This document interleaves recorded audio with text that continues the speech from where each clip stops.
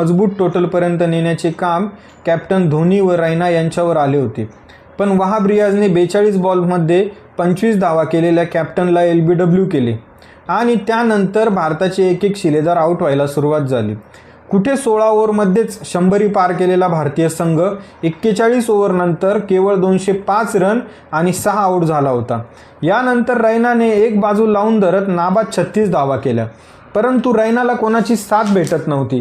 पण रैनाने त्यावर अवलंबून न राहता आपल्या बॅटिंगचा जलवा चालू ठेवला आणि त्यानंतर भारताला 260 रनांपर्यंत नेले.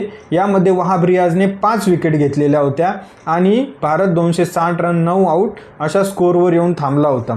सेहवागच्या तडाखेबंद फलंदाजीने पहिल्या 5 ओव्हरमध्ये 50 गाठलेली भारतीय टीम हमखास 300 पार जाईल असे वाटत असतानाच वहाब रियाजच्या बॉलिंगने 5 विकेटच्या जोरावर भारताला 260 धावांवर रोखले होते व भारताला 261 धावांचे आव्हान दिलेले होते व भारताने 261 धावांचे आव्हान पाकिस्तानला दिलेले होते.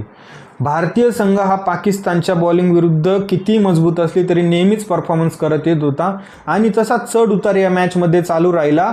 प्रथम सुरुवात भारताने जोरदार केली आणि त्यानंतर येऊन कुठेतरी डाव थोडा अडखळला, पण तरी भारताने 260 रनांचे टार्गेट जे होते ते पाकिस्तानला दिले होते. तर भारतीय बॉलिंग म्हणजे जहीर खान, मुनाफ पटेल, त्यानंतर हरभजन सिंग आणि बॉलिंग ऑलराऊंडर युवराज सिंग हे सर्व काही कमाल करू शकतात का? यांना जोड होता आशिष नेहराच्या अनुभवाची. हे सर्व बॉलर्स पाकिस्तान विरुद्धच्या मॅचमध्ये आपलं बेस्ट देऊ शकतात का? पाकिस्तानला नमवून भारतीय चाहत्यांना सुखावणारे क्षण देऊ शकतो का? त्यानंतर 2 एप्रिलला लगेच 2 दिवसांनी होणाऱ्या मॅचसाठी भारत क्वालिफाय ठरतो का? वर्ल्ड कप सेमीफायनलचा 28 वर्षांचा दुष्काळ भारतीय संघ संपवण्यासाठी एक पाऊल पुढे टाकतो का? या सर्व गोष्टी आपल्याला बघायच्या आहेत त्या नेक्स्ट व्हिडिओमध्ये. तोपर्यंत स्टे ट्यून.